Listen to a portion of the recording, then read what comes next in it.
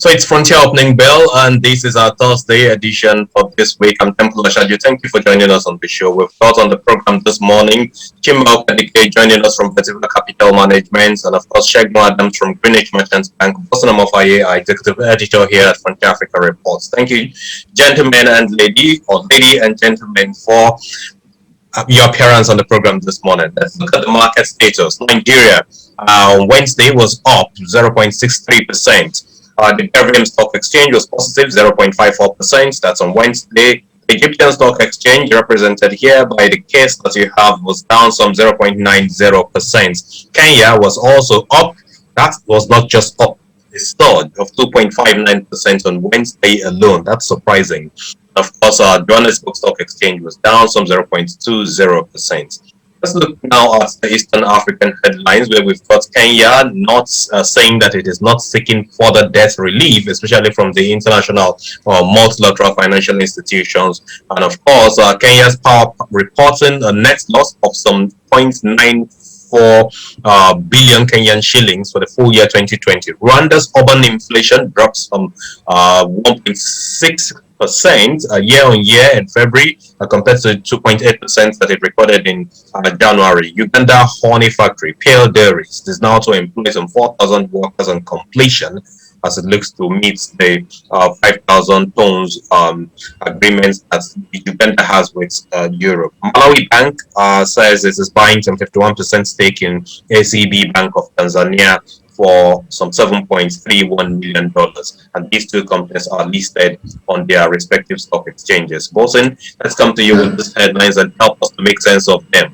I love the numbers about the bank consolidation. And, I told you that, as Ali always said, the east to the southern African corridor, all the way to the north is where you have the bulk of banking sector consolidation. A bit of it happening in West Africa here, but not as much as you see within the Central East Africa, the commercial region to be more particular. But speaking to the Treasury, that's the Ministry of Finance in Kenya, saying that the country is not looking for debt relief. They know what they're trying to do. They're trying to get additional funding from the World Bank already, which they have applied. Then if you go at the same time and tell the World Bank that we're going under the G20 DSSI initiative, debt forgiveness or debt rescheduling, then the World Bank is going to shut its doors on you. So the best thing is to say, look, we're not seeking for debt relief. However, if the Chinese have stepped forward to say, look, we can help you move things forward, they say, oh, that's fine. So they're playing it very carefully because of the fiscal delicate situation or burden, that pressure that the Kenyatta's administration face in Kenya by now. Kenya Power, which is listed on the Nairobi Securities Exchange, last year was very, very brutal for Kenya Power. But for KenGen, which is the power generating company, they had a very good year.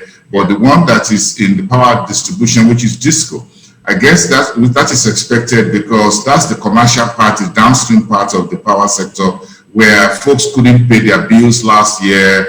The companies were shut down because of the pandemic. Companies that were operating at half capacity or whatever, so their energy consumption was very, very low, or they had a whole debt wrapped up that they couldn't pay in terms of electricity bill. So Kenya Power is expected to suffer that about 980 million shillings in losses. Then look at Rwanda. I just don't know how Rwandans get their hands around some of the things that we try to wrap our head around in this part of the continent, this part of the continent, like Rwanda's urban inflation at 1%. That's almost at ground zero, by the way. Urban inflation in Nigeria, by the last figure, is well in double digits. Even rural inflation is also as high as that. Inflation in Lagos, I'm sure, is around 20%. I'm sure Shegun and Chima can testify to that. Thank you, Tim. Sure. But before I go to Chima and Shegun, Bosun, anything to say about the Uganda honey? Yeah, the honey factory is one thing that, you see, look, these guys have a way of doing agriculture. And I keep saying Nigeria, we haven't really gotten our hands around. Everybody wants to do cassava bread. Everybody's running after rice in Kebbi State and Lagos State. Once we get on one single lane, everybody's going like a set of ants. I don't believe it. Look, we should behave a little bit more like these guys. They pick every sector or within the agricultural value chain and they pick what they want to specialize on, and they drill down into it. That is how it is done. That is what I want to see from all of us in Nigeria. Let's see those who are going to be honey production, those who are doing flower horticulture, send some flowers to Chima, for example, you know, some nice roses and what have you. Look, let's have a whole lot of, let's have a well-diversified agri sector. Thank you very much, Bosun. So, Chima, Bosun is sending some flowers to you. Would you be willing to take it? So all the way from Kenya, by the way.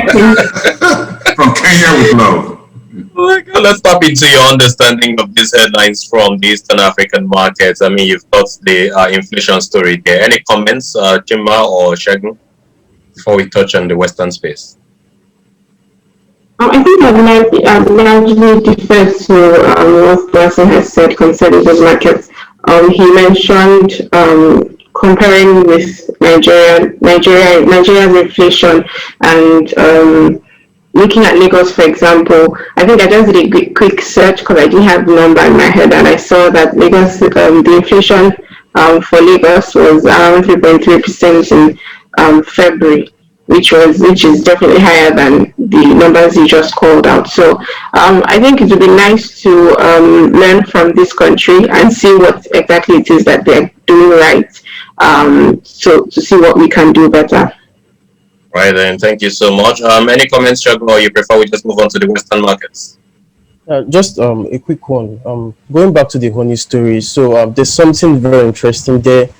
So you see the country almost completing just one plant, and then you're having a potential employment of 4,000 people. And the interesting thing is that this employment is across the value chain. So while the factory employ, according to media reports, a score of people, but across the value chain, you see job creation, and that's the beauty of value add. So, like Bosun has said, Nigeria, we need to concentrate on something. We need to find out what our comparative advantages are, and on those things, we have to build resources around them and make sure that. Thanks a great deal, Shegun Adams, for that.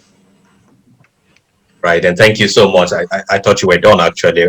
Pardon me for just interrupting. So let's move on to the Western African markets, where we've got headlines telling us about MTN Nigeria soon to float its Series 3 and 4 on CP specifically of 200 billion naira CP program, and that will be coming on the FMDQ exchange. The low productivity,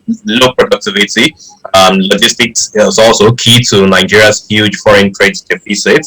That's an analytical statement there. FMDQ admits TSL SPV PLC 12 billion naira infrastructure bond. That's on FMDQ exchange as well. Ghana prepares to raise some $5 billion on global debt markets. Moody's upgrading in a republic to B2, outlook positive from stable. And of course, French media reports says Ivorian Prime Minister Coulibaly has passed away. Let me come to you, Chima, with the MTN story, as well as the activities we're beginning to see around the FMDQ exchange.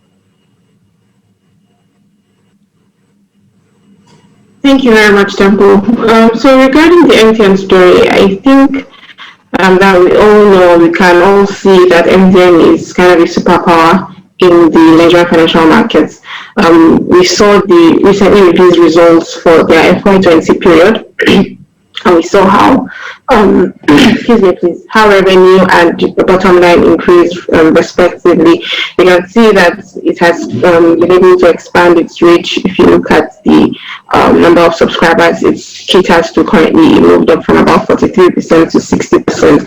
Now, we all know why that is, because the pandemic affected physical office work, and many people had to go into remote working activities. There's a lot more voice calls, there's a lot more data usage, and that has helped their business significantly. We can also see how that affected their cash flow from operations. So when we look at their need to come into the market, it would be very reasonable because they're looking at expansion to tap this current growth that they're seeing. If you look at the telecom sector, it is growing significantly, and we know that it's going to continue to grow. So I think it is in line with expansion or growth prospects.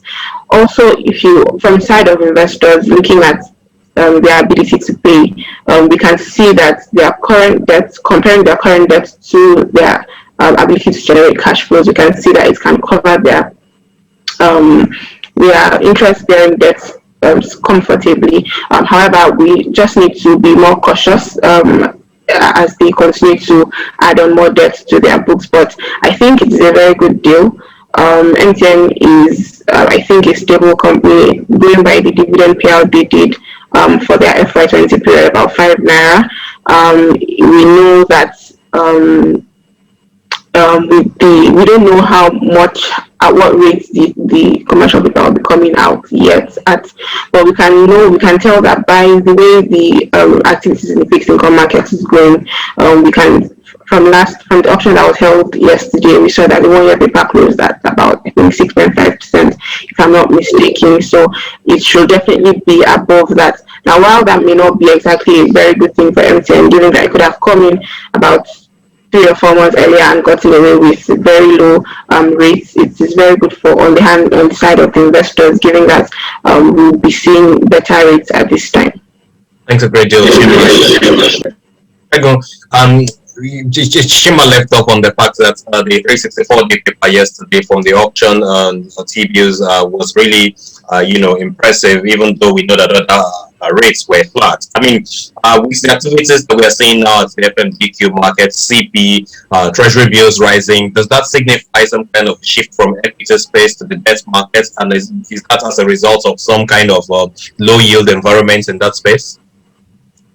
So concerning the trends we have seen recently in the fixed income space, what we can say right now is that what you saw at the auction yesterday was more or less tied to the government borrowing program, where investors use around this quarter, most of the capital the government is seeking to raise will come in H1 around this period. So we find out that I would not say that we can confirm that there's been a shift or rotation from equities to the fixed income space. The market right now is looking forward to the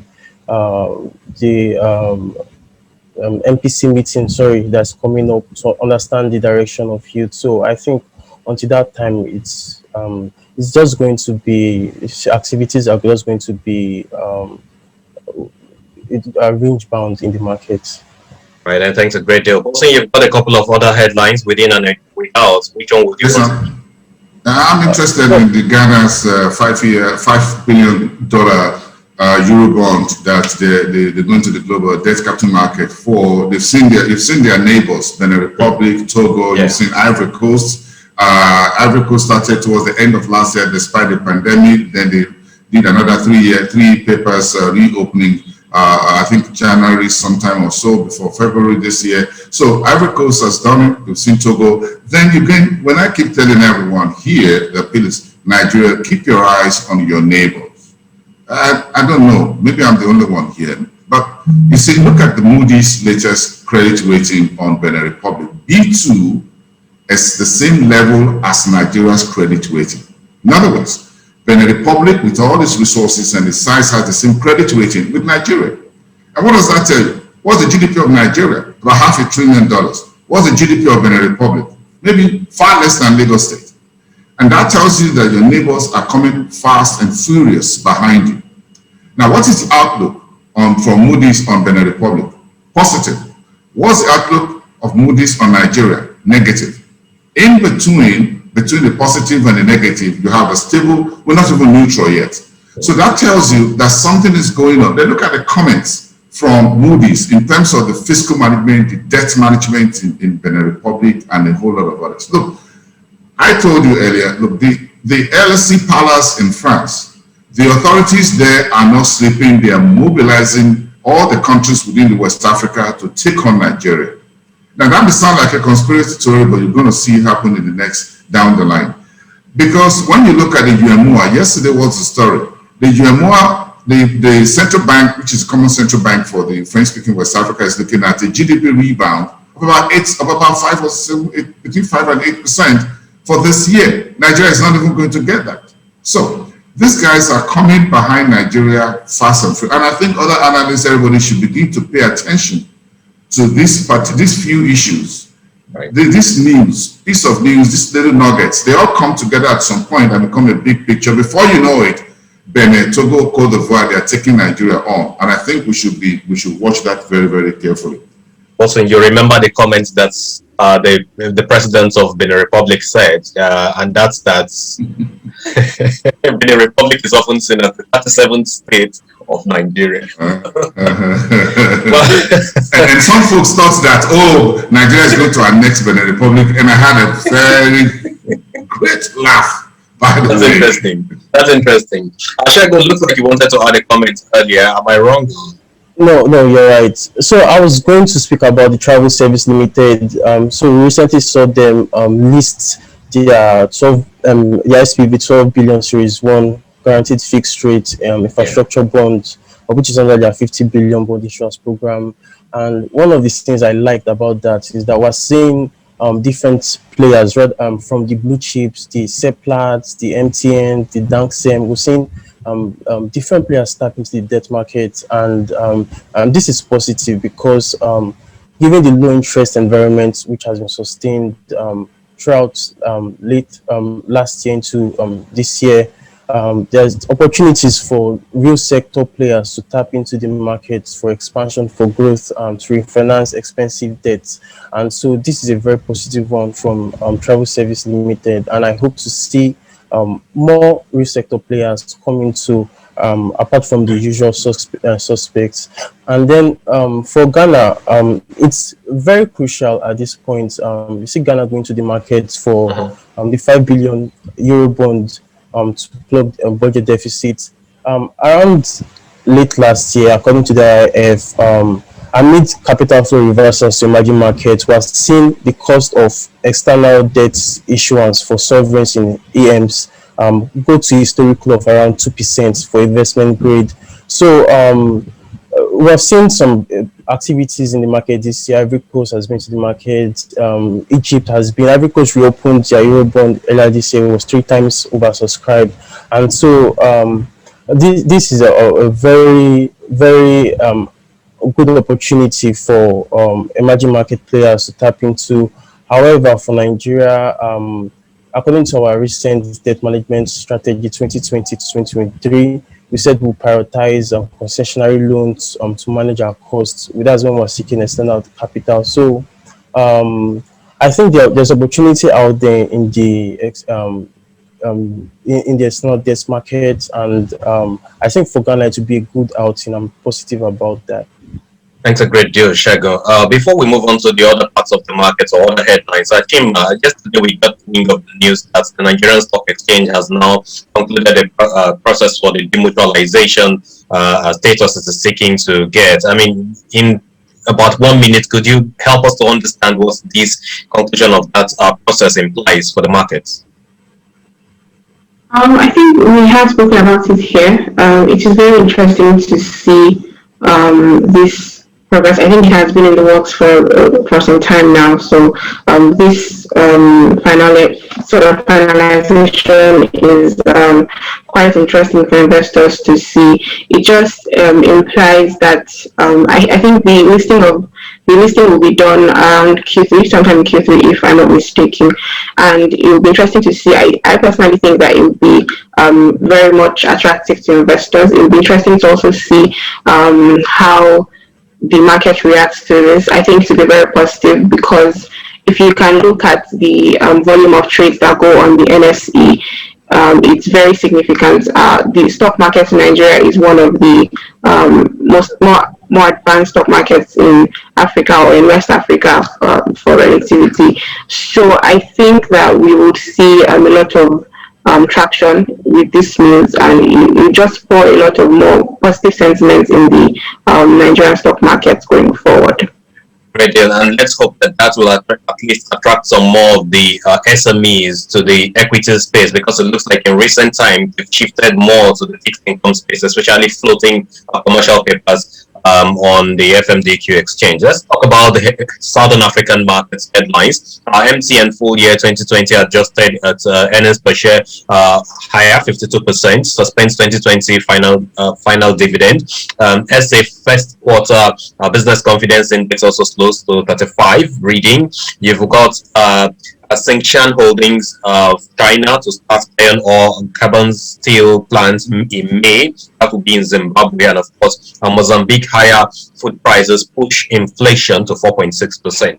Also, let's come to you quickly before I hear Shegun's comments on the MTN story.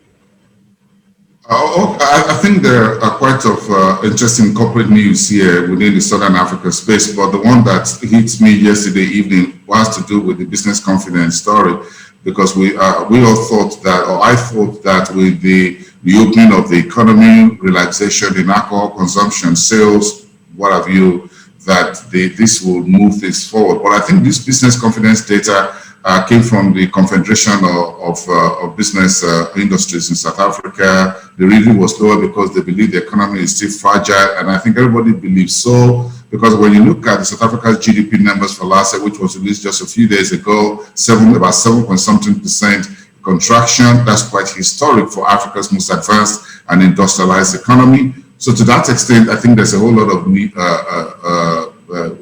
good reasons for the business executives in South Africa to be worried about the future of the economy, despite the fact that the mining and natural resources sectors are moving on. So you look at the neighbors, Zimbabwe, for example, that Chinese company is doing massive investment. There's a whole of handshake between Beijing and Harare, between these two companies, to do iron ore and a whole lot of other production. Maybe a bit of these activities are moving from South Africa investment and moving to places like Zimbabwe. So I'm not surprised when 3 days ago, Zimbabwe says it's looking at about $25 billion revenue from mining resources by the year 2030. That was a story that came in on Tuesday. So I guess they're looking at this kind of massive inflow of activities into the mining sector, resources sector by the Chinese. Then you look at the story around the rest of the Southern African place like Mozambique and others, and you see that these guys are not stopping. Yesterday, Afrexim Bank also signed the transit trade guarantee deal with COMESA, which is common market for Eastern and Southern Africa, and it gives you a sense that look, the whole that East to Southern African corridor is a very important trade route for mining resources, for goods and services, for logistics within the continent. Thanks a great deal, Coulson. Shegun and Chima, let's quickly drill down on the MTN story. Inability to repatriate dividends from Nigeria informed the decision for the reversal of the final dividend payments. Shegun, in 1 minute or two, what do you understand by that?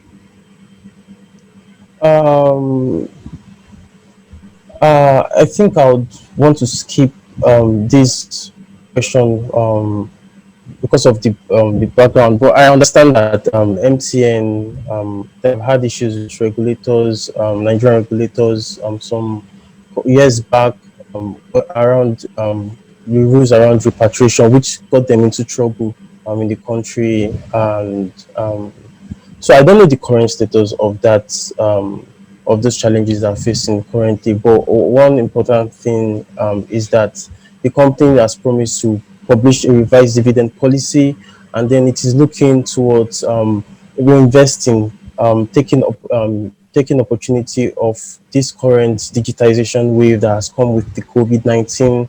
So the company wants to invest massively in infrastructure and expand across Africa.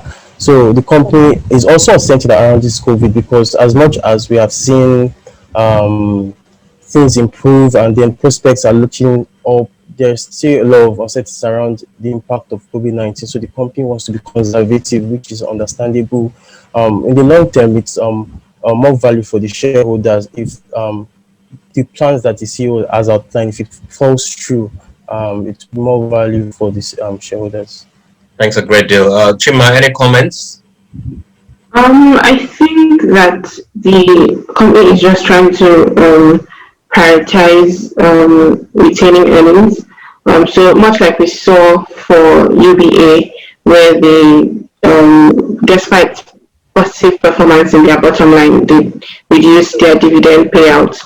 It may be something like that for the group, because the article I saw stated that the company is trying to hold off on that to prioritize or to focus on paying off its current debt, to focus on giving giving focus to its current debt. And I think it had earlier probably hoped on getting funds. I think the issue with repatriation is that it had earlier hoped on getting funds from its stake in MTN Nigeria in the form of dividend to maybe fund this current debt or pay it back, and maybe considering the uncertainties surrounding that strategy, it has decided to hold off on that. But it remains to be seen, like Shegun said, when they bring out their revised, if they'll bring out a revised dividend strategy, and it remains to be seen what that will hold for investors. Thank you so much, Chima, for that contribution. Let's now get Hussein to help us to finish off with the Northern African headlines, where Egypt's inflation rises by 0.1% to 4.9% in February, compared to 4.8% in the preceding month. You've got the Central Bank of Egypt looking now to disburse 30 billion Egyptian pounds to social housing and mortgage financing fund. Minister Chemical eyes 100 million Egyptian pound net profit for full year 2021-2022. And got Tunisia's balance of trade showing a deficit of 1,894.3 dirhams in that regard. Bosun, help us to understand these headlines as we post home now. Yes, I think I'll leave the inflation guys to the market analysts. I'll stick to the trade balance story for deficit for Tunisia. We all understand how it was. Nigeria just released its Q4 and full year 2020. We're down in the water by about 7 trillion naira. Tunisia is down by 1.something billion dirhams for last year. It's no brainer that last year was a very brutal year for everyone, even though each country has its peculiarities. By the way, Nigeria has a whole lot of structural deficiencies when it comes to having a very robust trade balance, by the way, in terms of foreign trade, imports versus exports, export versus imports. So I guess that's a whole story for another day. So and a whole lot of other corporate earnings. Just what it proved to me was that, look, the continent still has a whole lot of value in companies that you see that a whole lot of people out there don't know about. True. There's a whole lot of value, intrinsic value, we should say, actually. Bosun Omofaya, executive editor here at Frontier Africa Reports. Thanks a great deal for your insights. Chima Okadike from Betiva Capital Management, I appreciate your analysis. Shegun Adams of Greenwich Merchants Bank, thank you for your analysis on the show this morning. This has been Frontier Opening Bell for Thursday. Today, thank you for being a part of it. I'm Temple Ashadu. I'll see you next time. Bye for now.